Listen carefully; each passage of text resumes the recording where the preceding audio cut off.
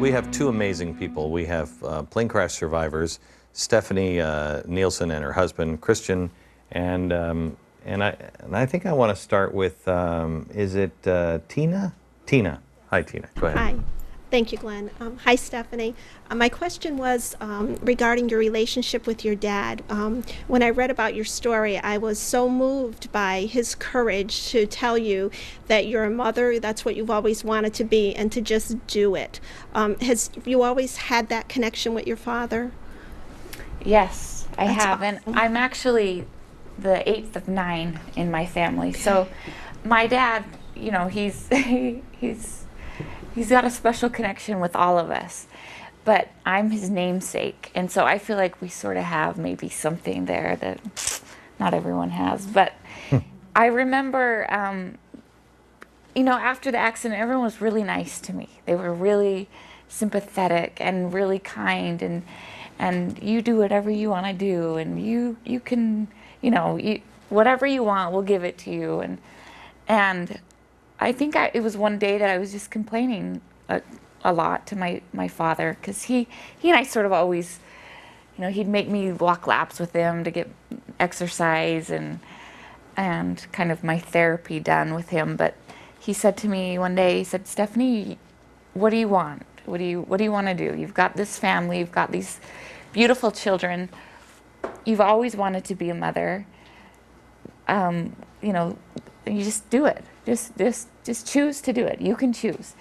And I think at first I was a little like, you're supposed to be nice to me. I just got in a plane crash, you know. but it was true, you know. You can't mope around. So after that I realized that is what I want to do. I was born to be a mother. I love it. It's what I'm good at. Purpose in life. I know my purpose. They told you that you may not walk, or they told you that you may not walk, or have hands. You have hands. They also said to you weren't going to have any more children. Right. But now that's changed. Wrong again. Yeah. And this is a double blessing, is it not? Mm-hmm. Can you explain? It's you can only give skin to yourself. Really, they can put.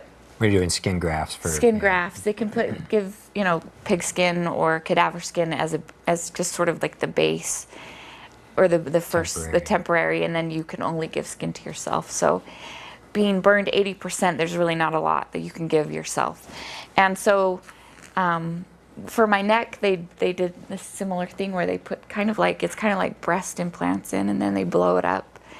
And each week I'd go in for another treatment, and my back would get bigger and bigger and bigger. And then they took that big skin and made a neck out of it. And so they actually want me to get pregnant so that they can use that skin for other parts of my body, which is really exciting, because That's amazing. I want a baby more than anything, and I need, you know, What an some amazing. more. Yeah, I know. Yeah. All right, let's go to Joe.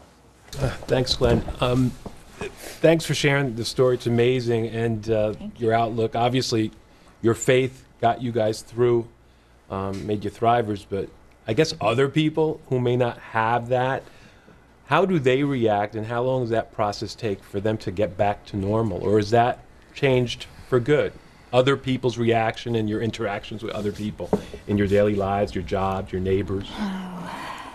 Go ahead.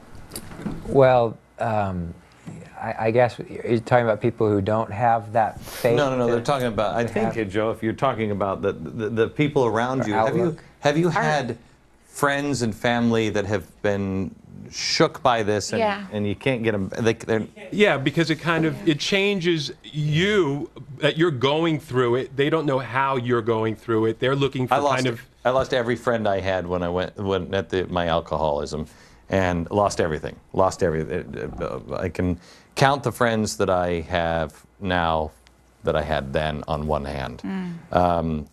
Same question here. How have your friends reacted? You know, our friends, Stephanie and I have talked about this, we have the best friends. Yeah. We don't have a lot of friends, but the ones we have are good stellar friends. Come on, stop. Throw somebody under the bus. I really mean it. Well, we really only have like 2 friends. So it really doesn't, it's not a big deal. But they were you know, they were instrumental in our healing as well, and they you know, two of our friends, they were the godparents of our children. And in the interim, while our family was trying to figure out what to do with our situation with our children, our house and stuff, they stepped in and played the role as godparents and took the kids for overnight or a couple of days while Stephanie's family and my family worked out some things. But you know, so we have good friends in that regard. But plus, you know, our friends, the few friends we have, we share the bond of our faith as well. We share a common belief in God, and having that foundation as part of our mutual friendship made enduring and thriving in our accident possible. With that faith, is there anything that you believe that you cannot conquer?